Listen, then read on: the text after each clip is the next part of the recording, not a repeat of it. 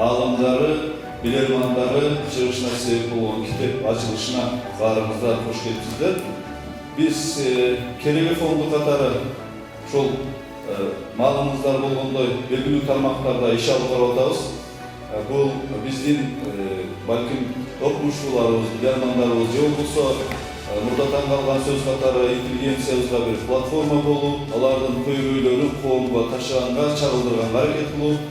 Экинчиси биздин бизге калган мурас, ата-бабаларыбыздан, тарыхыбыздан калган мурастарды жаңы муунга жаңыча кандай түшүндүрө алабыз, кандай жеткире алабыз, кандай сакталып уланып калышына себеп боло алабыз. Ошого салым кошуу деп экинчи тармагыбыз. Үчүнчү дагы билим берүү. Мунун баары билим берүү менен коштолот экен, билим берүү менен жетеленет экен. Билим берүү сапаттуу, сабаттуу, терең болмой сайын булардын баары маңыздуу болбойт. Ошондуктан биз көбүнчө билим берүү тармагына дагы жаңы дүйнөдөгү жаңы тенденциялар, жаңы усулдар, ыкмалар, аткарылып аткан иштер кандай болуп атат, ошолордон кабардар болуу, болгон кабардар болуубузду дагы коомубузга билим берүү тармагынын өкүлдөрүнө жеткиргенге аракет кылуу. Ошол максат менен биз дүйнөдөгү эң маанилүү деп билинген, же болбосо таанымал билим берүүнүн куруусу Кен Робинсондун китебин котортконбуз. Бул басылганына 5-6 ай болуп калды. Муну бир аз тарыхчасын ачыктап кетейли. Бул орусчага Кен Робинсондун китеби которулган экен, бирок эмнегедир бизге кайсыл китеп дүкөнүндө болбосун аз же болбосо негедир жок да. Бир жактан ойлойбуз, же кабарыбыз жок. Бир жактан ойлойбуз, бизден бүгүнгө чейинки биздин түшүнүктү башкача кыла турган үчүнбү депчи. Себеби заказ кылсак дагы аз келет. Анан биз Кен Робинсон өзү менен биздин балдар байланышып, анын басуу, которуу укугун алып, ага гонорарды төлөп, анан ошону котордук. Себеби ошончолук аркасына түшкөнүбүз, Кен Робинсон толкко кирип көрсөңүздөр, TED-теги баягы выступлениясына кирип көрсөңүздөр, TED-тин тарыхындагы эң көп көрүлгөн баягы немелерден экен да, ошол выступительдерден экен. Себеби анын билим берүүгө, бала тарбиясына дээрлик ар бир коомдун ар бир мүчөсүнө кызыктуу болгон окуяны чагылдырыптыр. Ошол жерде таасир алгандан кийин анын китептерин изилдеп, ошол китептин которулушуна, коомубуздун жайылышына бир себеп болду деген бир инициатива менен буну котордук, бастык. Буга албетте биздин команда бул китептердин басылышына, чыгышына себеп болгон биздин башта ошол Абдуллаев Бакыт инебиз, Элмира Жапарова, Назгүл Эсенбулова, анан Секомдон Зарыл Секом жетекчиси Зарыл дагы өзүнүн тил билгилиги менен ошол Кен Робинсондун байланыш укугун алып бергенге жардамчы болду. Ошентип чогуу басты. Мен ойлойм, өн көрбөйсүздөр, көбүнчө китептерди басылган замат эле таанытат да. А биз бир канча ай өткөндөн кийин атайла ошентип таанытып атабыз. Себеби мен китепти окубадым, бирок пикир айтып коеюн эмес, окудум, мондай критикам бар, мондай сыным бар, мондай таасирдендим деген бир маңыздуу бир талкуу болсун, маңыздуу бир сунуш болсун деп жана дагы кирип аткан агайларыбыз да айтты, бул китепти окудум, буну бир эле тар чөйрө эмес, жалпы билим берүү тармагына ар бир мугалимдин колуна жетиш керек депчи. Биз ойлойбуз, бул сиздердин колдооңуздар менен, пикирлериңиздер менен, ошол жайылтканга себеп болгон үнүңүздөр менен бул баары болот деп ойлойбуз. Билим берүүгө негизги жаңыланышына, жаңы кадамга киришине биринчи пикир, биринчи идеялардан болуш экен. Идея ишке ашуунун жарымы дейт. Биз ойлойбуз, ушул идеялар менен жарымын ишке ашырып алсак, калган жумурай журт менен дагы алдыга жылабыз. Баарыңыздар кош келипсиздер. Бул Керегенин сүйүнүчтүү аземине, жаңы беташар аземине баарыбызга сүйүнүчтүү, баарыбызга бир жаңы төрөлгөн баладай болуш керек. Бул жерде окурмандар, өзгөчө китеп жазгандар отурат, китептин маңызын билгендер, кадырын билгендер отурат, сөздүн табитин билгендер отурат. Ошондуктан баарыбызга сүйүнүчтүү кабар деп ойлойм. Мындай жар салуудан кийин мен бүгүнкү жыйынды белгилүү журналист агабыз Кут билим деп билим берүү тармагындагы эң маанилүү бирден бир кесибибиздин баш редактору Кубат Чекиров агабызга берем. Себеби мындан кийинки жыйынды модератор катары Кубат агабыз алып барат. Баарыңыздар кош келипсиздер, чоң рахмат. Билим берүү тармагы жалпы эле илимий педагогикалык коомчулук үчүн мындай мааниси зор окуяга байланыштуу чогулуп отурабыз бардыгыбыз. Азыр Искендер Ормондун өзү айтып кеткендей, мына бир эмес эки китептин, англис тилинен которулган бир эмес эки китептин бет ачар аземинде отурабыз да. Мен оюмча азыр эме мынау жердеги сөздү ушул китепти жазгандар, которгондор, аны редактор кылгандар же болбосо окугандардан сырткары дагы жалпы эле бүгүнкү билим берүү саясатына байланыштуу дагы бир ойлорду, пикирлерди айтуунун мүмкүнчүлүгү келип атат да. Ошон үчүн ушундай бир чакан чөйрөдө болсо дагы ушу китептин презентациясын бүгүнкү билим берүүнүн бир негизги маселелерин жиликтеген бир иштеге талкууга айлансак туура болот деп ойлойм. Анын үстүнө мына айтып коюш керек, биздин билим берүүнүн келерки 10 жылга белгиленген саясаттын стратегия 2030 дегенди үстүнөн иштери жаңы эле башталды. Министерство жаңы эле кабарлады, азыр ошол үстүндө жумушчу топ иштеп атат. Менин оюмча бүгүнкү ошол жерде талкууда айтылган ой пикирлердин эң бир барандууларын топтоп туруп, мүмкүн ошол жумушчу топко өткөрүп берсек, чындап келгенде азыр билим берүүнүн бүгүнкү саясаты Кыргызстандын мамлекеттин улуттук бир мындай өзүнчө бир өнүгүү жолун тапканга деп айтканга мындай мүмкүнчүлүк болбой атат да. Себеби дегенде биз ушу мына бүгүн мындан мурдакы стратегияны деле билебиз, канчалык кандай бир таасирлердин жетегинде калып келгенин. Анан бүгүнкү жаңы стратегияны иштеп атканда менин оюмча мына азыркы жаңы чыгып аткан китептердегидей чет өлкөдөгү эң прогрессивдүү тажрыйбанын өрнөгүн алышыбыз керек. Ошону менен катар албетте өзүбүздүн улуттук колориттеги билим берүүнүн дагы улуттук табылгаларын сөзсүз түрдө кармашыбыз керек да. Улуттук жана универсалдык асылнактар жөнүндө айтып атканда азыр эми адегенде сөздү биз билим берүү саясатын жүргүзүп аткан мамлекеттик органдардын жетекчилеринен баштасак да, менин оюмча бул жерде саламатсыздарбы, урматтуу бүгүнкү иш-чаранын катышуучулары. Кыргыз билим берүү академиясы дагы билим берүү жана илим министрлигине караштуу структура болуп эсептелет. Ошондуктан министрликтин дагы пикири катары кабыл алсаңыздар да болот да. Бул эки китепти мен колума тийгенде кыргызда сөз бар. Энеси эркек бала төрөгөндөй деген. Чынында ушунчалык сүйүндүм. Биз таппай жүргөн, колубузга ала албай жүргөн китептерди өз эне тилинде окуйт деген эмне деген.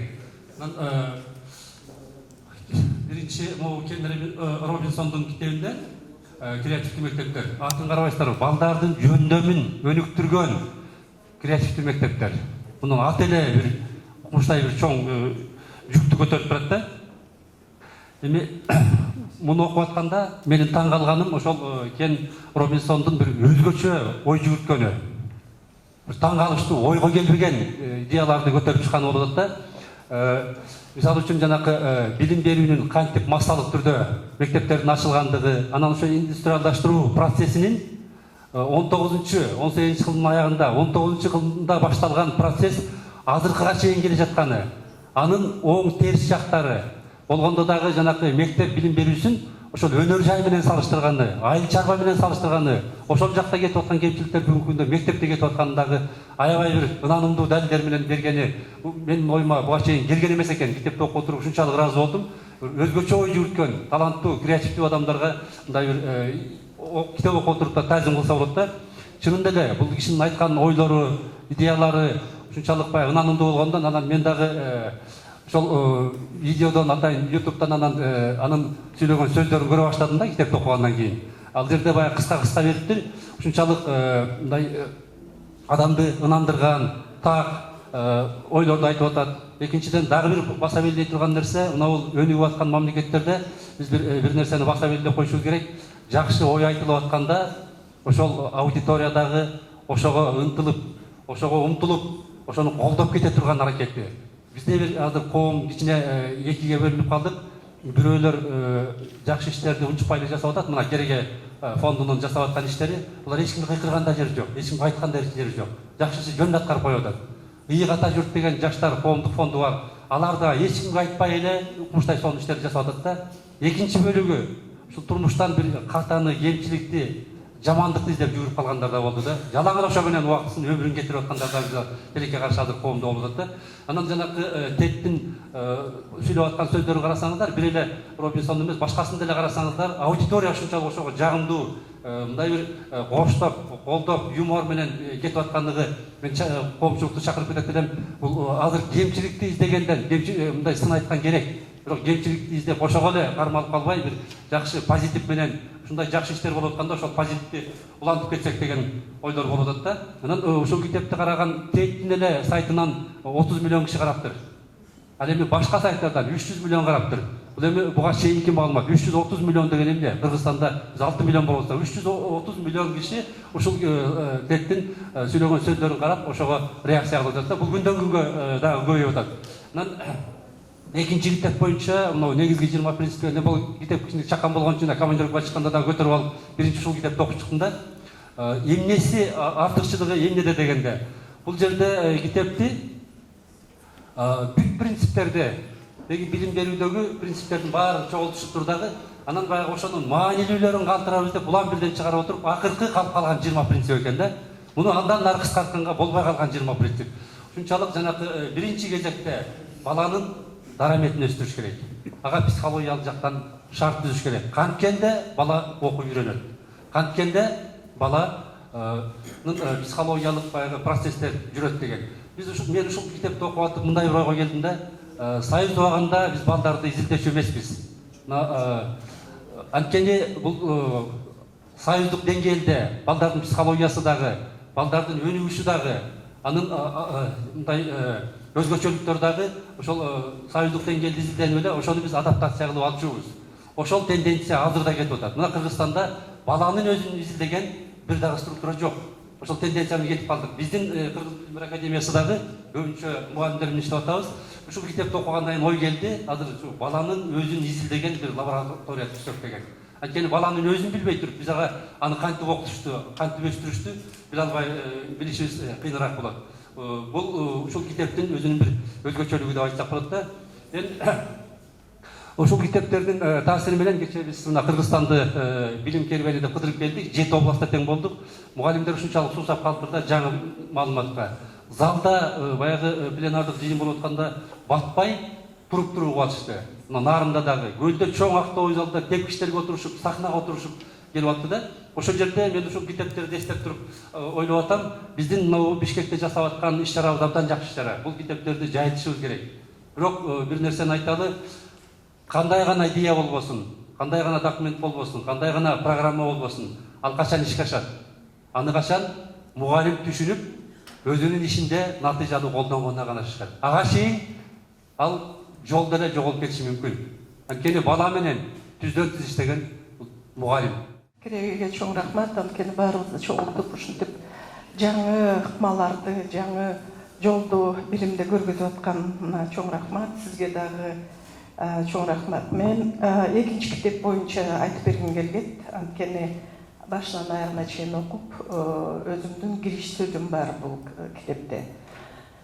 Эми өзгөчөлүгү эмнеде? Кээ бир окурмандар мүмкүн айтышат. Кенже урактан баштап мектеп курагына креативдүү, таланттуу жана жөндөмдүү балдарды окутуп үйрөтүүдөгү негизги 20 принцип. Эмне үчүн только таланттуу балдар деп. Мен өз убактысында бир изилдеп чыктым да, мондай китепти тиги жылы жаздым элем. Ошондо англичандар жана көп билим системасында иштеген илимпоздор бир нерсени карап чыгыптыр. Мына азыр Алмаз айтты, бизде психология жагынан, педагогика жагынан балдарды изилдөөбүз өтө начар деп. Когнитивдик болобу же кандай бир башка проблемалар болобу же аксиологиялык жагынан болобу, бизде бул нерсе начар болуп атат. Менин оюмча Арабаев университети дагы муну өзүнө кабыл алыш керек. Ошондо мындай бир нерсе чыкканда, урматтуу катышуучулар, көп жылдык продленный, лонгативный бир изилдөө жасалыптыр да педагогикада. Ошондо 3 жаштан 5 жашка чейин креативдүү тесттерди бергенде 98% бала креативдигин көргөзүптүр. 3-төн 5-ке чейинки балдар. Андан кийин 5 жылдан кийин мектепке баргандан кийин ошо 90 ошол эле балдар аны психологияда, педагогикада өзүңөр билесиңер, экспериментальная группа, контрольная группа деп коет. Жок, ошол эле группа изилдеп көрсө, ошол креативдиги 50% болуп калыптыр. Ошол эле балдардан. Ал эми дагы 5 жылдан кийин карап көрсө, ал жерде 10% креативдүү болуп калыптыр. Ал эми ал бүткөндөн кийин биздей адамдардан сурап көрсө, арабыздан 2% болуп калыптыр креативдүүлүгү. Ошондуктан балдарыбыз баары тең креативдүү. Дивергенттүү, өзгөчө креативдүү болбосо дагы дивергенттүү деп коет. Анткени дивергенция деген нерсе бул балага бир нерсени берсе, тестти берип койсо, ал биз ойлогондой 2 болот дегенде эмес, 2ге 2-ни кошсо, же болбосо 1-ди 1ге кошсо 2 болот дегенде эмес. Мен бир нерсени айтып коеюн. Мен кызым бир кичинекейинде 1-ди 1-де кошсо канча болот десе 3 деп айткан. Сиздин кызыңызга окшош. Эмне үчүн 3 десе, вы когда поженились, вас было 2, а потом появилась я, значит 3. Деп мына креативдүү мышление деген ошол. 1-ди 1-ге кошсо эмнегедир 3 болуп калат деп. Анан бул билесиңерби, албетте Алмаз айтты, совет доорунда изилдеген эмес деп. Мен коммунист эле болгом, бирок совет доорун 2 кол менен же 2 буту менен колдой албайм. Бирок совет доорунда деле психологиялык жактан, барлык жактан ошол эле жазылган 20 принциптин ичинде изилдөө принципи, аксиология принцип, когнитивдик принцип, изилдөө, анализ принциптери ошолор киргизилген. Просто ошо америкалык психологдор, когнитивдик психологдор деп коет да. Эми англисче билгендер түшүнөт. Да, аң сезимди өнүктүргөн психологдор. Ошолор педагогдор эмес, а педагогдор тажрыйбасын бериптир да, бул ошол жана ассоциация психологов Америки ошол китепте иштегенде. Мурун баарын изилдеп келгенде 45 принцип чыгыптыр. Ошол 45 принципти электеп атып, анан 20 принципи чыгыптыр. Бул жерде ошол эле таланттуу балдарды өзүнчө бир мындай жөндөмү бар, креативдүү балдарды аны 3 группага бөлөт. Биз деле ошондой бөлүшүбүз керек. Анткени кээ бир тубаса талант болот, кээ бирлер өзгөчө көңүл буруп, өзгөчө дүйнөнү кабыл алган бар. Кээ бир балдар жөндөмү бар, тигиге же буга шыктуу балдар бар. Ошондуктан биз мына педагогдорго айтканда айтышыбыз керек. Урматтуу педагогдор, төрөлгөн балабыз баары тең эле креативдүү болот экен. Өзгөчө кыргыз балдарда ушундай креативдүү нерселер болот. Анан эле ай сен жөн отур, ай сен ары бас, ай сен бери бас, же болбосо эн аталарын миграцияга таштап кетип эле ошол жакшы балдар жок болуп калат. Суроо койгондо эмне үчүн 5 жылдан кийин 98% креативдүү балдар 50%га түшүп атат. Эмне үчүн? Деп андан кийин эмне үчүн 10% болуп калат дегенде ошол суроого кандай жооп бере алабыз? Формалдуу стандартка киришкен мектебибиз ошол креативдүү, таланттуу балдарды жокко чыгарып атабыз. Анткени жөн отурган тиги мондай чечиш керек, мындай чечиш керек деген балага деле башын уруп, ай сен могу стандартка баргын, формализованный. Биз эмне үчүн өзүбүздүн билимибизди формальное образование деп айтабыз. Ай сен тигиндей болбо, ай сен мындай болбо деп эле уруп атып, анан балдарды бирдей кылып коюп атабыз. Ошондуктан ал балдар креативдүүлүгүн жоготуп атат. Көп проблемалар бар. Анан билесиңерби, эми өзүңөр окуйсуңар, мен оюмча биринчиден министрликтен сиз Алмаз, мен дагы министрликке кайрылдым элем. Билим системасын көтөрмөйүнчө эчтеке жакшы болбойт. Ошол эле бөлүнүп, жарынуу болот. Ошондуктан эми аягында кечирип койгула убактыңарды көп алдым. бирок дагы бир жолу ушу керегеге чоң ыраазычылык айтып кетким келет. Ал китептин 5 таржымасын 5 пункту боюнча бул кириш сөзүндө айтылган. Окусаңар силерге ыраазычылык айтам. Биз көбүнчө педагогикалык жагдайды сөз кылгандан азыр баардыгыбыз айтабыз, педагог кандай болуш керек, методика кандай болуш керек деген айланасында окуу процессин уюштуруп келгенбиз. Союздун убагында дагы ушул маселелер көп коюлган эле, бирок мектеп практикасына психологияны колдонуу деген эмне деген маселенин үстүндө иш жүргүзүү аз болгон, союзда да аз болду.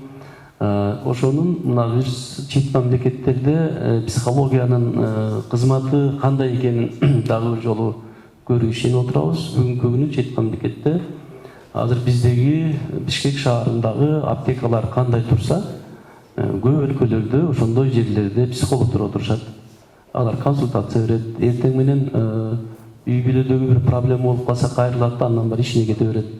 Ала турган болсок Ньютондун турмушу, Эйнштейндин турмушун эле карасак, педагогдор окутуп жаткан мугалимдер убагында ошолордун талант экенин, креативдүү бала экенин көрө билген эмес да. Ал убакта психология анча деле колдончу эмес. Ошон үчүн Ньютонду мектепте окууга жөндөмүш деп чыгарып койчукан. Эйнштейн физикадан 3 окуган мугалим болгон да, окуучу болгон.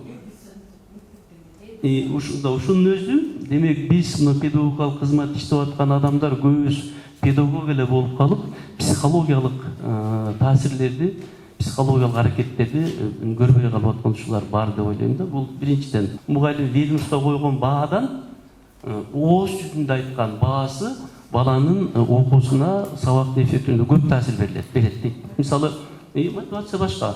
Сенин башың иштебейт, сенден жакшы адам чыкпайт.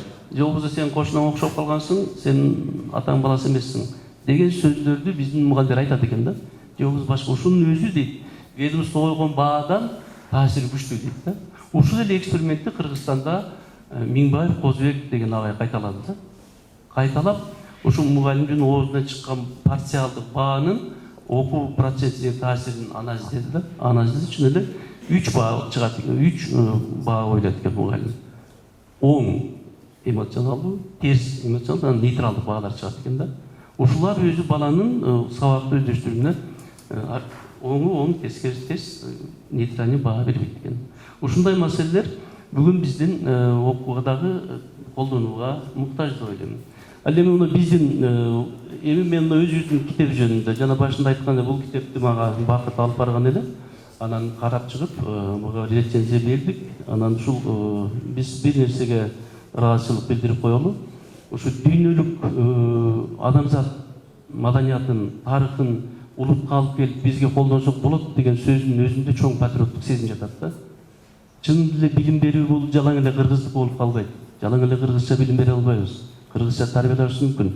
А билим берүүдө дүйнөлүк тажрыйба, дүйнөнүн жетишкендиктерин колдонууга мүмкүнчүлүк болот. Мен муну 20 принципти карап туруп, 20 принцип Кыргыздын турмушунда бар, колдонсо болот. Жалпы адамдык наркка айланган деп айта алам да. 20 принцип деген бул 20 принципти колдонууда 4-5 бир багытта бөлүп туруп, 4-4төн суроодо бөлүп туруп алып келсек, биздин эле Кыргыздын турмушу чыгып атат да. Бул жерде биз билген принциптер мен көбүрөөк бул кеңирээк болсун, Робинсон креативдүү креативдүү мектептерге ушу креативдүү мектептердеги идеялардын баардыгы тең буга жыйнакталып кыскача форматта берилген да. Мен жеке баамда ушул биздин Кыргыз өлкөсү үчүн ушул Кен Робинсондун китеби абдан бир актуалдуу болду. Биринчиден ушул Бакыт, Элмира баштаган отурмуштарга, Искендер мырзага, ушул фонд керек фонддарга ыраазычылык билдирем. Бул абдан бир силердин бир канча багытта эшмерликтер жасап жүрөсүздөр, бирок менин оюмча ушул өлкөбүздүн тарыхында өтө бир маанилүү ишмерлигиңиздер катарында ушул именно ушул Кен Робинсондун китебин котормоңуздар калат деген менин жеке пикирим бар. Себептегенде мунун бүгүнкү күндө актуалдуу. Эмне себептен бул Кен Робинсондун китеби бүгүнкү күндө актуалдуу? Бул дүйнөдөгү билим берүү секторундагы лидер. Эгерде биз ата-эне катарында карасак дагы, биз ата-эне катарында муну биз сөзсүз түрдө балдардын өнүгүүсүн, бүгүнкү күндө мектептердин абалын, алардын таасирин билүү үчүн үйрөнө турган болсок, ал эми педагог катарында ушул билим берүүнүн кыска мындай тарыхынан баштап бүгүнкү күндөгү дүйнө жүзүндө жасап аткан процесстерди абдан жакында билип алабыз. Китептин ичинде ошол абдан бир учкай, анан андай акыл үйрөтүү форматында эмес, эң жакшы өзгөчөлүгү бир мисалдардын негизинде. Ар кандай нуктагы бир мисалдардын негизинде берилген да. Бир-эки жерди мен белгилеп айтып кетейин, белгилеп алдым. Ошондуктан бул китеп өтө маанилүү. Мисал үчүн китептеги эң маанилүү нерсе өзү жанагы Искендер Мырза айтып кетти, 2006 жылдагы жанагы TED-деги өзүнүн выступлениесинде айтты. Ал жерде аталышында атпайбы, мектептер таланттарды бууйт депчи. Биз моюнга алышыбыз керек. Министрлик мына азыр стратегия жасалып атат. Министрлик анда 10 дугуна стратегия ал эч бир өзгөртпөйт. Өзгөртпөй, бул мыйзамды биз муну колго алышыбыз керек. Билбейм, азыркы күндө билбейм. Билим берүү сектору, билим берүү министрлиги эч чечпейт. Чечпегендиги мына 30 жылдан бери көрүп атабыз. Жасай албайт. Ошондуктан биз коом бир алдыдан ойгон болсо, бир жакшы нерсе болот. Андан кийин эң Робинсон китебинде эмнеден башталган? Биздик эски ыкмалар менен жаңы дүйнөдө жашай турган. Болочокто жашай турган балдарды даярдабыз деп атат. Биз ушуну айтабыз. Вот как раз ушул жөнүндө сөз жүрөт да. Ошондуктан мен ойлойм, ушу мугалимдер катарында, өкүлдөрдүн өкүлдөрү катарында биз ушул жөнүндө сөз кылышыбыз керек.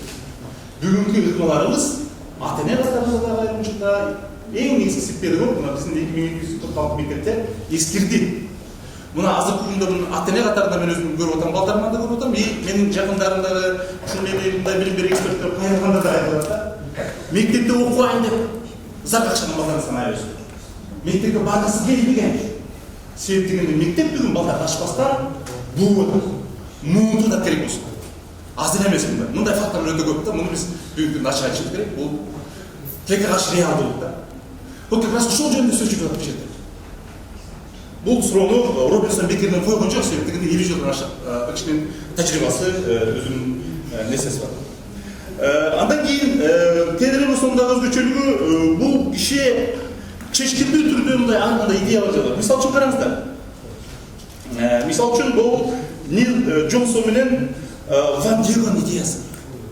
Ван Диего мектептеги звонокторду токтотот. Жана Илон Маск сыяктуу мастер көрүнүп калып атат. Баягы солдаттар сыяктуу заводдорго киргенде биз дагы эле устройство менен чыгып жүрүп атпайбыз. Я коом баягы биз каяктабыз? Ошондуктан билим берүү сектору албетте сындап атабыз, башка деп атабыз, бир чогулуп бир идеяны билим берүү секторуна бир абдан бир чечкиндүү бир ойлорду айтып, ойлорду айтып тим болбостон бир программалык бир чечкиндүү бир кадамдарды барууга менин оюмча келди. Именно ошол идеялар ушул Кен Робинсон баштаган авторлордун башында турат. Менин оюмча кайрадан бир казып, албетте арабызыңыздар мүмкүнчүлүк убактынын ичинде окуп чыктыңыздар, бирок кайрадан казып биздин өзүбүздүн шартыбызда Кыргызстан шартында кандай кадам алабыз деген идеяларды бүгүнкү күндө жайып бул багытта ишибизибиз керек. Андан кийин мына ошол эле жанагы Массари Буканын китебинде айтылат, бул жерде айтылат, бул жерде айтылат. Биздин жана Жаныш Кумбетов агай эстеткени мага айтты эле, Асылбек, искусствого жакын адам эч качан кылмышкер болбойт депчи. Робинсон да кайра айтылат, өзү бул англис тили боюнча анан кийин искусство тармагында адиста. Именно искусство, анткени искусство баланын чыгармачылыгын өнүктүрүп атат, креативдүүлүгүн. Анан экинчиси сезимталдыгын өнүктүрүп атат. Биз сузуп аткан, биздин балдарда жок нерсе ушул болуп коет. Так ушул жөнүндө болот, баалай маанилүү. Ошондуктан бул нерсеге дагы көңүлүңүздөрдү бурууңуздар өтүнөм. Эми конкреттүү мен бир үчтөр сунуш бергим келет. Азыр Искендер Мырза жакшы нерсени айтып кетти, жанагы китеп чыккандан кийин 6 айдан кийин эме болуп калат да, бул аябай нерсе. Менин оюмча кайрадан окуңуздар, ошондуктан бир мектептерди бир кеңири тарапка жүргүзүшүбүз керек деп ойлойм. Мүмкүн болушунча албетте мектептерге мисалы үчүн азыр эми ар кандай акциялар болуп атат. Кудай буюрса мектеп жаатында бир жакшы нерселер бар, китептерди таркатуу боюнча. Бирок китептерди алып барып таркатып койгон менен маселе чечилбейт да. Вот именно китептерди аларды окууну камсыз кылыш керек. Окууну камсыз кылып эми чоң сыйлыктарды койбостон кызыктыруучу бир конкурстарды уюштуруп, ушул сыяктуу иш-чараларды кылышыбыз керек. Мугалим мындай абдан үмүлүп үйрөтүү үчүн, башкаларга айтып берүү үчүн окуса, ошондо гана бул китеп сиңип болот. Ошондуктан бул китептин менин оюмча бүгүнкү күндө дүйнөнүн лидери катарында абдан бир орду бар да, ошондуктан ушул багытта иштер аткарылса. Экинчи сунуш бул боюнча албетте мына ишимге жайга жакшы өтүп өттү. Мектептерди таркатуу керек. Ушул мектептерди таркатууда мындай адрестер, даректүү мисалы үчүн. Силер анда жакшы иштеп жүрбөйсүздөр ишкерлер менен. Ошол белгилүү ишкер 10 китеп сатып берсин бир мектепте, бирок сатып бербей эле койбостон уюштуруп кандай жыйынтык болду? кайсы мугалимдин ишинде өзгөрүү болду. Ошого чейин биз алып барсак, ошондо менин оюмча бул билим берүүгө бир абдан бир чоң салым болот да. Сондуктан ишке деген тартуудагы аябай жакшы нерсе.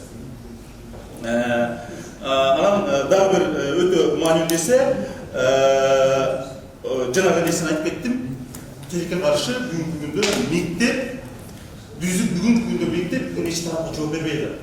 Биз коомчулук өзгөчө жарандык коомдордун көп өкүлдөрү отурасыздар. Муну биз ачык айтып, мына эжелер, муслим же анан кийин мына сабир эжелер көрсөттү. Өзгөчө ушул эжелердин билгисин алтын шарты, алтын түйү, малача, ушу сейтектин болуп билет. Мына 20 жылдын ичинде канчалык талап ачылды. И алардын тагдыры бүгүнкү күндө башкача алат. Ошондуктан ушул багытта менин оюмча кеңири сонда идеясын эске алып туруп, биз мындай өтө бул бурулуш жасай турган иштерди баштайбыз. Министрликтин жанагындай стратегиясы алып, кезектеги бир дежурдактын болот, бир эч нерсе өзгөрбөйт. Рахмат. Балдарды мектепке чейинки жаш курагында өнүктүрүүдө балдардын сезимтал курагын, сиңирип алуучан сезимин биз эске албайт экенбиз.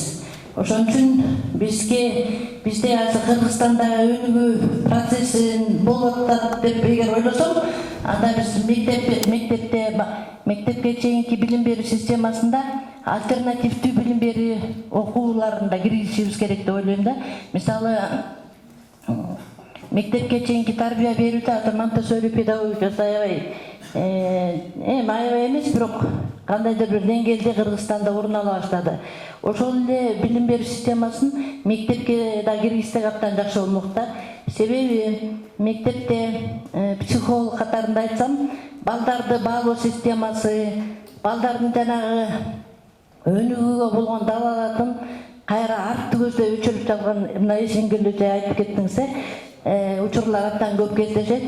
Балдарга биз эркиндик бербейт экенбиз.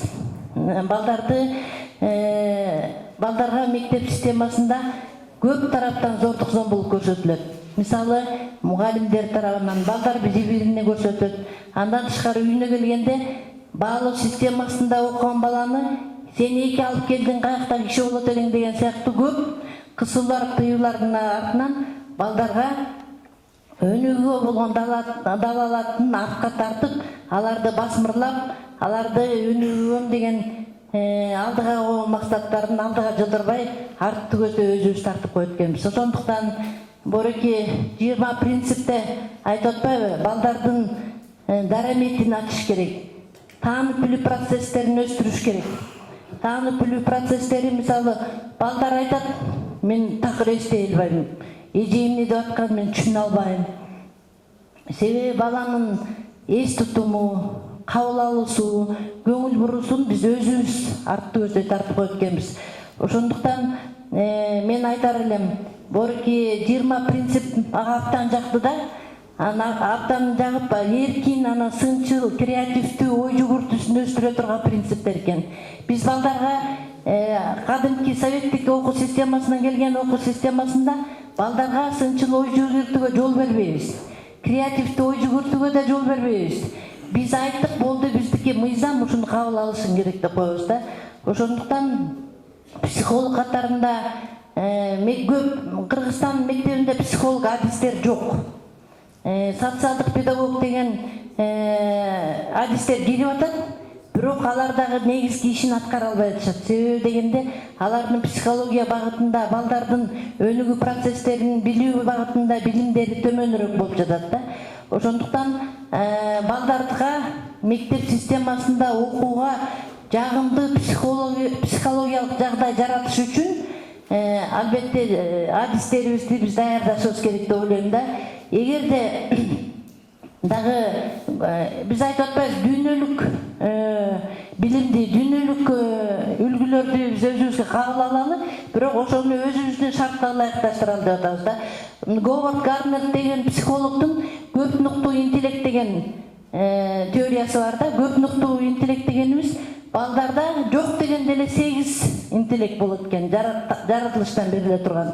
Мисалы, бир бала математиканы билбесе эле болду, сен андан ары өнүгө албайсың. же болбосо тиги сен физиканы түшүнбөй калдың, сенден ким чыкмак эле деген бир жыйынтык чыгарып койбой, баланын башка шыктарын. Кээ бир адамдар мисалы инсандар аралык мамилени түзүүгө аябай шыктуу. А кээ бир балдар болсо ички жан дүйнөсү менен ойлонууга шыктуу. Же болбосо кээ бир баланын дагы бир интеллекти жанакы өзү менен өзү болуп, бирок чоң чыгармалар жаратууга шыктуу экен да. Мындай айтканда 8 нуктуу интеллект болот экен. Андан тышкары дагы психолог катарында айтып кетет элем, балдардын эмоционалдык интеллектин биз өстүрүшүбүз керек. Эмоционалдык интеллект дегенибиз эмне? Өзүнүн сезимдерине кайрылып, ошондой эле учурда башка адамдардын да сезимдерин аңдай билип, аларды түшүнүп, ошого карата өзүнүн жүрүм турумун талдай билген балдарды биз эмоционалдык интеллектүү балдар деп айтабыз да. Ошондуктан балдарды төрөлгөндөн баштап, мектепке чейинки жаш курагынан баштап, андан кийин мектепте балдардын жан дүйнөсүнө мен деген өздүгүнө маани беришибиз керек да. Бала өзүнүн оюнан, өзүнүн атынан айтканды үйрөнүш керек да.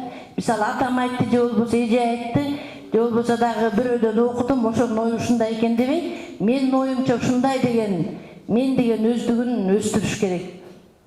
Ана бул китептер абдан маанилүү, ошон үчүн ушул китепти биз кеңири таратууга биз да жардамыбызды беришибиз керек. Колубуздан келишинче албетте психологиялык жагымдуу жагдай жаратуу менен окуталы балдарыбызды, келечегибиз ошондо деп ойлойм мен. Рахмат. Рахмат. Чынары жекебизге да рахмат. Эртеден берки айтылып келаткан маселе келип бир кишиге такалып атат. Бул мугалим. Мына балдарды изилдеген бир да уюм жок деп атабыз. Мугалимди изилдеген да бир да уюм жок.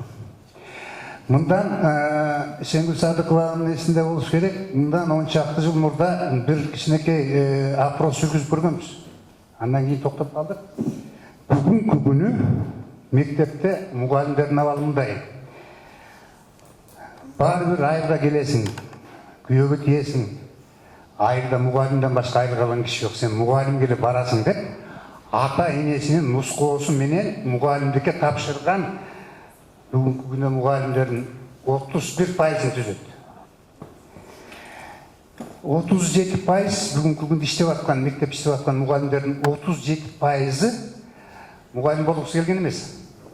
Жанагы тестте бал туура келип калган.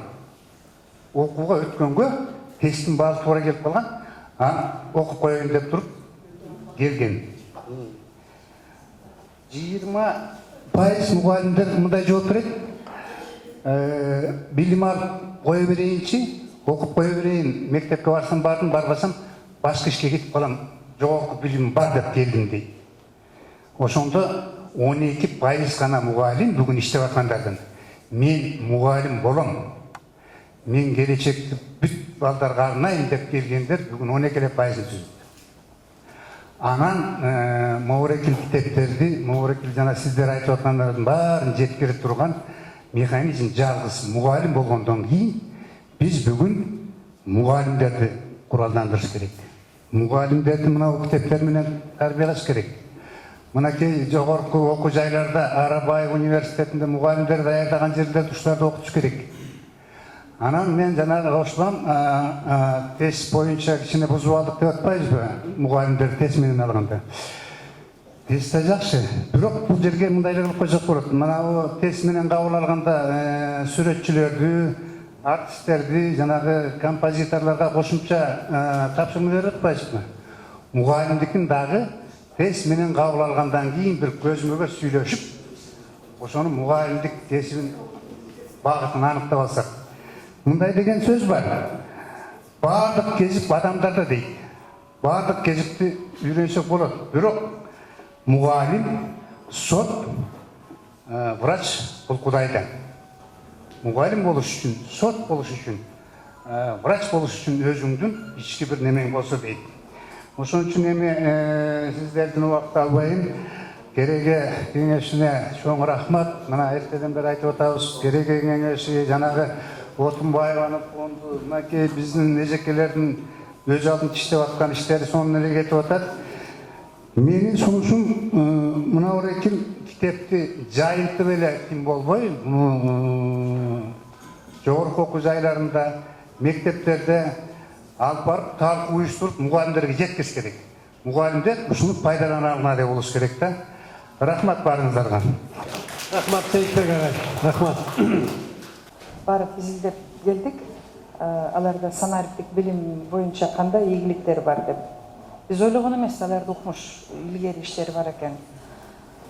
Китепканасына кирсек, толугу менен эле китептер армян тилинде да. Анан биз орусча укмуш китептер барбы деп сурасак, алар айтты, жок. Биз балдарга, эне атага чөйрө түзүп атабыз. Китепти сиңирүү үчүн өз тилинде жеткирүүгө аракет кылдык дейт, дүйнөдөгү алдыңкы ийгиликтерди. Демек, бул китепти сиңирүүдө дагы биз дагы көп аракет жасашыбыз керек. Биз Масари Юбуканын китебин уруксат алганга эле 1 жыл небересинен сүйлөшүүлөр жүрүп, анан Асылбек менен которуп, бүгүнкү күндө өтө популярдуу болгондугун көрүңүздөр, контрафактка чыгарып дагы сатып алып атышат бүгүнкү күндө. Бул рынок. Анткени ошол китепти да канат бутак байлап жеткириш керек. Экинчи фактыны биз билим берүү системасын айтып атабыз, жамандап атабыз, жакында оңой албайбыз. Анткени биз билим берүү системасы азыр билимге монополиядан ажыраган. Жалгыз билим берүү министрлигинин колунан эчтеке келбейт. Биз ушунун баары белгиленген маселени Алмаз агай жана стандарттарда жана soft skills же болсо өнүктүрүүнүн жумшак мамилеси катары киргизилген. Мектептин мугалимдерин баарын окутканда 12.000 мугалимди окутуп чыктык. Бүт баары бар. Бирок коркунучтуу проблема. Мугалимди кандай шыктандырабыз? Мугалимди кандай тандайбыз? Бул дүйнөлүк проблема да мыктынын мыктысы мугалим болсун деп атат. Бирок мугалим биз саатты таштабай саатта олтурганга жеткиргенге аракет кылып атабыз. Эже абдан туура айтты. НАСАнын иликтөөсүн айттыңыз, 100% бала төрөлгөндөн табиятынан таланттуу болуп төрөлөт. Бирок турмушка пайдаланганы келгенде эрип отуруп 2% калат экен. Кыргызстандагы адам ресурсу эң чоң байлык. Ошол эле мезгилде 32% балабыз, 800 миңге жакын бала жакырчылыкта, анын ичинде 200 бала толук жакырчылыкта, хронический жакырчылыкта жашап атат. Анан эн аталар менен тынымсыз баарлашсак, креативдүү билим берүүндөсө мен тамак бергенге аракет кылып атам деп айтышат. Мугалимдерге бир фактын айталы. Былтыр ата-энелерден чогулган акчаны токтоткула деп прокуратурага чейин Бишкек шаарына киргизилди. Эже туктур айтасыз, 3 эле статья каржыланып атат. Бул зарплатасы соцфонд. И анча-мынча кезектеги ремонтко 100 сомго гана тиешелүү. Өнүгүүгө 0 акча. Мектептин өнүгүүсүнө. Башталгыч класстардын креативдүү сабак берүүдө биз катышып келсек, бир мугалим доска менен гана сабак өттү. Эчтеке жок. Ай, жасалма, дидактикалык колдонмо, барак-сарактар кайякта десе, бизди тыюу салды, мен өзүм акчам эчтеке ала албаймын дейт. Биз ошол креативдик билим берүү жетиш үчүн чөйрө түзгөнгө аракет кылышыбыз керек. Экинчи чоң кемчилик жогорку окуу жайда бүтүндөй реформалар параллелдүү кетип атат. Алмаз агай, сиз көрдүңүз, реформа мектеп системасына кирди. Монополиядан тышкары кеткен жалпы жеке менчик билим берүү системасынын экөөнүн ортосунда баарлашуу да жок. И кадр даярдоодо такыр аралашуу системасы жок. Эң коркунучтуу нерсе бул консервативдүү билим системасы болуп атат. Өтө. Бул жерде экономика рыноктук деп атабыз, башкаруу системасы демократиялык деп атабыз, а байкуш мугалимде эч кандай тандоо функциясы жок. Мүмкүнчүлүгү да жок. Анткени мугалим ачык сабакты ким үчүн өтөт? Биз ачык сабагын текшерип мындай качырсак, директор келип айтат. Жакшы сабак өттү, жаман сабак өттү, айтыңыз дейт. Жок, сизге айтпайбыз дейт. Эмнеге айтабыз сизге? Аны ачык сабакты бир району үчүн, жетекчи үчүн, министрлик үчүн эмес. Эң коркунучтуу тажрыйба баалуулуктун өзгөрүшү. Мен окуучу мынтип айтты. эже сиз абдан мыкты оку дедиңиз, абдан мыкты жогорку окуу жайда оку дедиңиз. Баарын окудум, анан сен инсан болосуң дейт. Бирок менин жанымдагы бала эчтеке билбей туруп эле депутат болуп жүрбөйбү дейт. Бул жерде мамлекет креативдик экономикага кире турган босогодо креативдик инсандарды пайдалануунун жаңы багытын түзсөк эң мыкты болот.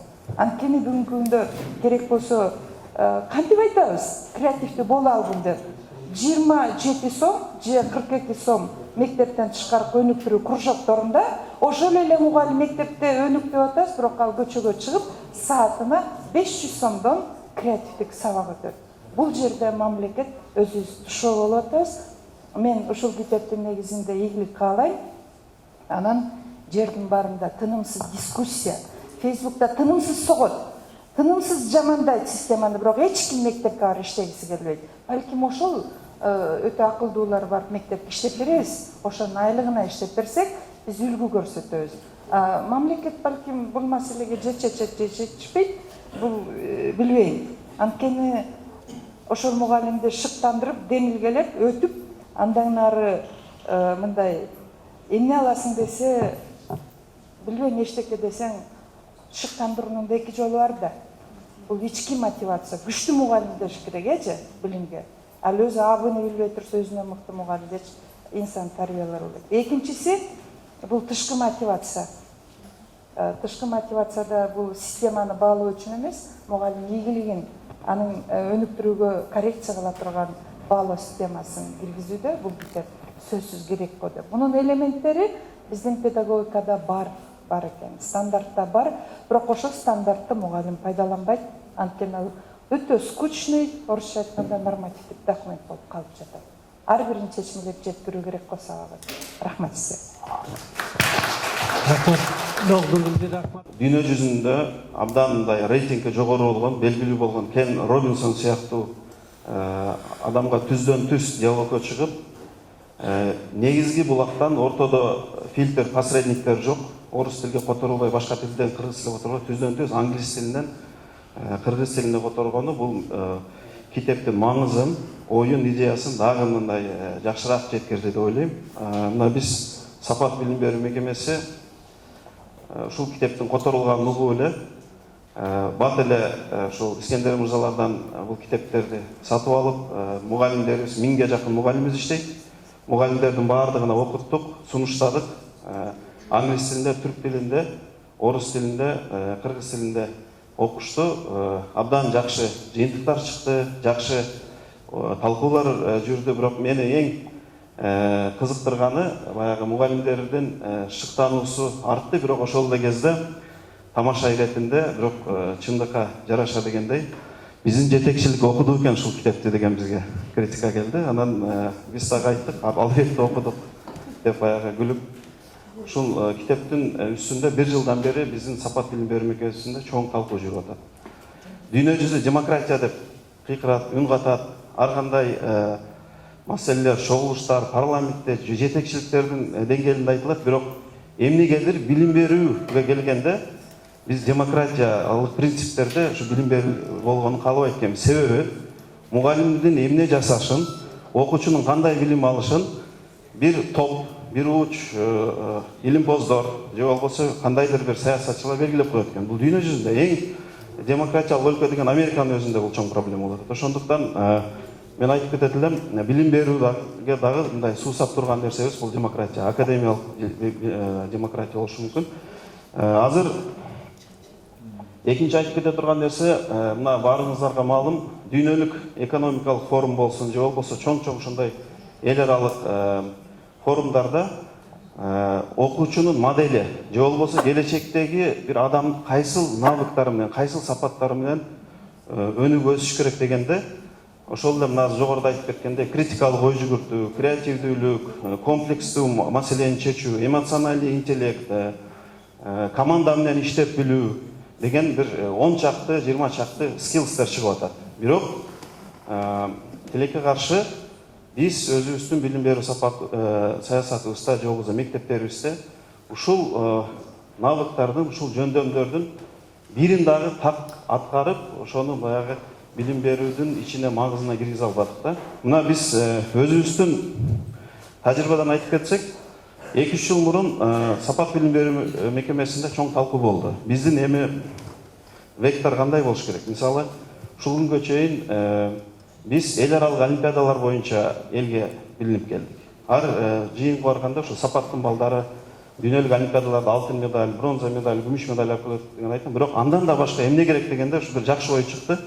Дүйнөнүн эң мыкты деген топ 100 деген университеттерине балдарыбызды кантип даярдайбыз деп ошол теманы алдык дагы ошонун алкагында изилдөө жүргүзүп, өзүбүздүн специалисттерди ошол Америка Кошмо Штаттарына, Дубайга, Кореяга, Японияга окууга жөнөтүп, аларды мындай балдарды жогорку окуу жайына даярдай турган college counseling деген системаны азыр иштеп чыктык. Ошол жерде биз байкап көрсөк, мына дүйнө жүзүндөгү чоң корпорациялар, Samsung, Apple, Hyundai, Toyota сотрудниктерди жумушка алып атканда кандай критерийлерден алат?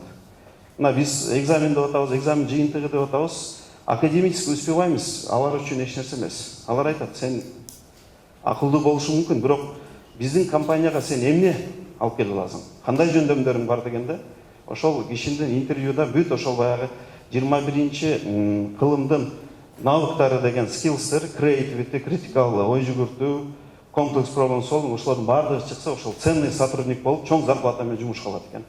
Ошонун негизинде дүйнөдөгү эң мыкты университеттер кандай даярдашат, кандай набор болот? Бир эле аттестат алганын ал жетиштүү эмес. Ал жерде бала академически успеваймость бул 5-тен бири. Экинчиси социалдык жумуштарга же болбосо жана волонтерский жумуштарга кандай, коомдогу орду кандай, эссени жазганда өзүнүн ой жүгүртүүсүн, жашоо образын ошол жерге чагылдыра алабы? Ошондон кийин мугалимдердин рекомендациясы, анан эл аралык экзамендер бар. IELTS, TOEFL, SAT деген. Ошолордун баардыгында эмнеге десе, буларга бири-бирин камтыган, ошо 21 кылымдын скиллстерин, навыктарын камтыган процесс болот экен да. Ошондуктан ушунун баарын 5 критерийди карап туруп, дүйнөнүн эң мыкты университеттери биздин кыргыз балдарды кабыл алып атат. Ушул нерсенин жыйынтыгында, мына былтыркы эле статистиканы айтып кетсем, бизден 700 бала бүтүрдү, 50% чет элдеги мыкты университеттерге кабыл алынды. 350 балабыз бир жылда азыр чет элге барып, жогорку окуу жайларда окуп атат. Анын ичинен 40ка жакыны дүйнө жүзүндөгү эң мыкты топ 100 деген университеттердин бюджетный неме менен азыр ошол жерде окуп атат. Бул мен ойлоп атам, мына азыр буларды эмнеге айтып атам? Мына Кен Робинсондун ой жүгүртүүсү дүйнөдөгү, глобалдык дүйнөдөгү болуп аткан кубулуштарга мындай дал келип атат да. Мына азыр интернет мейкиндигинде жүрбөйбү, тамаша эретинде. 19 кылымда мына 4-4 промышленная революция деген бир жакшына китеп чыккан. Ошол жерде азыр айтып атат, келечекте көп профессиялар жоюлуп кетет. Роботтоштуу башталып атат. Artificial intelligence деген чыгып атат, искусственный интеллект деген. Ошондуктан азыр биз азыртадан балдарыбызды ошол глобалдык дүйнөдөгү кубулуштарга жараша даярдашыбыз керек деген чоң ойду көтөрүшүп атат да. Аны ошол жерде кийин башка интернетте айтып атат. 19-жылы индустриалык революцияга ылайыкташтырылып даярдалган программалар, стандарттар, ошол кезде бекитилген программалар менен окуп атабыз, китептер менен.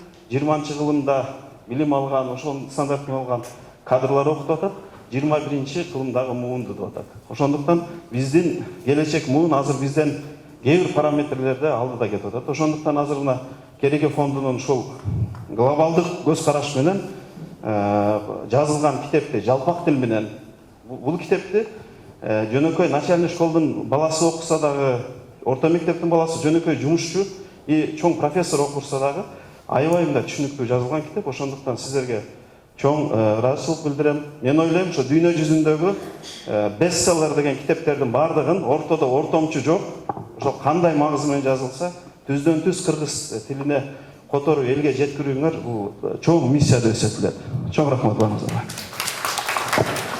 Рахмат.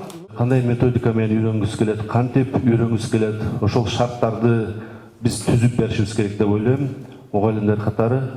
Ошондой эле классты башкарууда мугалимдерге дагы чоң жумуш түшөт. Анткени классты мыкты башкарган педагог, мугалим керектүү маалыматты, керектүү ошо жөндөмдүктөрдү үйрөтө алат, жеткире алат деп ишенем. Ушул китептин негизинде ошо Кен Робинсон автору өзү дүйнөлүк автор жана кыргыз тилине которушу өзгөчө баалуу. Ошондуктан Кереге фондуна чоң ыраазычылык билдирем. Ушул китептин таркатылышы жана мугалимдерге, окуучуларга жеткирилиши албетте бул маңыздуу.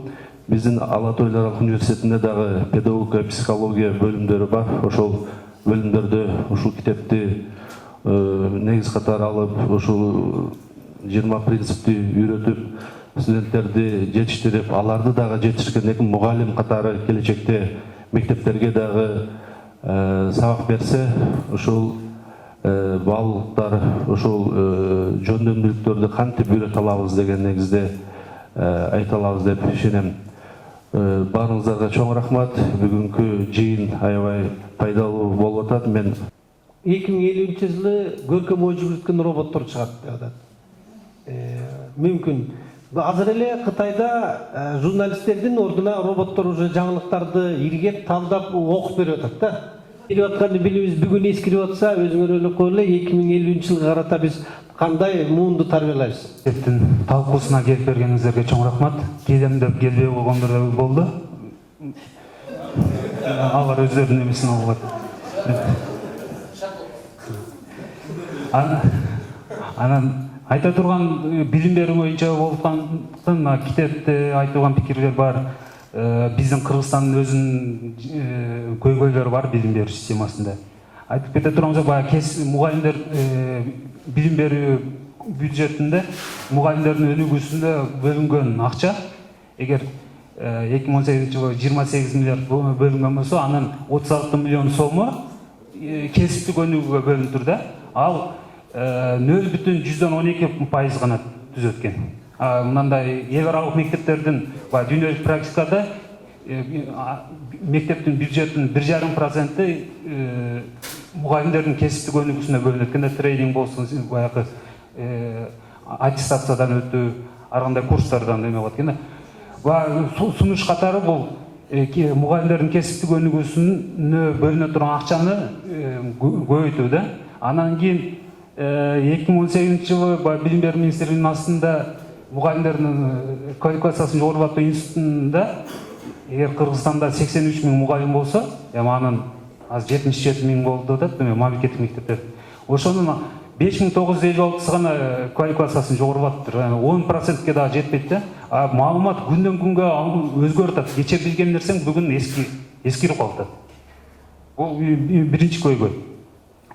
Мектеп китеп боюнча мен эме кылат элем. Менин биринчи окугандагы таасирленгеним, бул Канзас-Ситиде бир мугалим болот, архитектор келип мектепке сабак берип баштайт да. Башка адистиктен.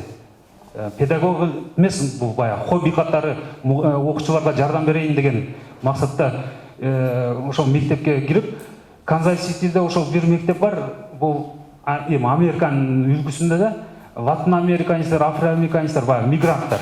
Экинчи класстагы, мындай төмөн класстагы адамдардын балдары окуган, анан 8-чи классында уже алар адам болбойт деген категорияга кирип калган балдарды жана архитектор киши биринчи биз айтканда машина оңдой турган стонун проекттин жазып туруп, машина ачышат да сто.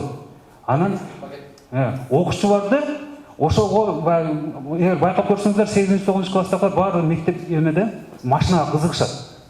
Алар биринчи машинанын дизайнын оңдошот, дизайн жасашат. Анан кийин айтат окуучулардан элечи, буну башка өзүбүз машина жасасак болбойбу депчи. 8-чи класстагы бала айтып атканда бизде баарыбызда эмнени айтасың дейт да. Бирок баягы балдар мугалим дагы окуучуларды шыктандырып, мектепти бүткөнгө чейинки жанагы балдар машинаны оңдоп, машина жасай турган деңгээлге келип, бир эмени жөндөмдүү үйрөнүштү, машина жасоону. Экинчи сабактарда жакшырып, алар баягы Вига плюс деген Американын эң жакшы университеттерине өтө алышты да. Бул жерде мугалимдин күчү көрсөтүлүп да. Бардык жана да Алмаз ага айтып кетти, мугалимдин билим берүү системасынын сапаты мугалимдин сапатынан жогору боло албайт да. Анан кийин тил саясат боюнча мен тилекке каршы, бул жеке пикирим. Билим берүү министрлигине дагы бул китеп боюнча жакшы рекомендациялар болуп бардык. Анан бюджеттик система китептерди чыгаруу эмесине караганда бир китепке 100 000 сом бөлүнүп коюптур да. Бир китеп. Эгер мынандай чын-чынына келгенде, мисалы бир китеп уруксаты менен, уруксаты $1,500,000 болуп кетет. Которма акысы алар мындай 200-300 000 болот да. Которма бул китепти чыгарганга чейинки процесси. Анан чыгаргандан кийин мисалы ар бир педагогикалык психология 100 000 сом бөлүнгөндө ал эмнеге жетет? Даже мындай айтканда 1000 китеп чыгышы мүмкүн, ал Бишкектен чыкпай калат да, Бишкектин бир районунан чыкпай калышы мүмкүн. Бул эмени бюджетти бөлүп атканда жакшы кайрадан бир ойлонуп чыгыш керек окшойт. Мисалы Американын элчилигин билесиздер, ар жылы америкалык чыгармаларды которуп эме кылышат, грант бөлүшөт. Аларда $12,000-15,000 арасы уруксат бир китепке бөлөт, уруксаты бар, анын котормосу бар ичинде.